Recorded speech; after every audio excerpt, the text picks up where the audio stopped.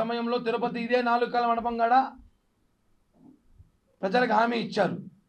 అధికారం రాగానే ప్రతి మంగళవారం మొదటి వారంలో స్థానికులకు దర్శన భాగ్యం కల్పిస్తామన్నారు. ఇచ్చిన మాట ప్రకారం ఆయన చంద్రబాబు గారితో మాట్లాడి, టీటీడీ చైర్మన్ గారితో మాట్లాడి తిరుపతి ప్రజలకు ఒక ఆశ. మన స్థానికులు ఈరోజు షిరిడీకో, అయ్యప్ప టెంపుల్కో, ఇంకో టెంపుల్కో పోయినా స్థానికులకు ప్రియారిటీ ఇచ్చేవాళ్ళు.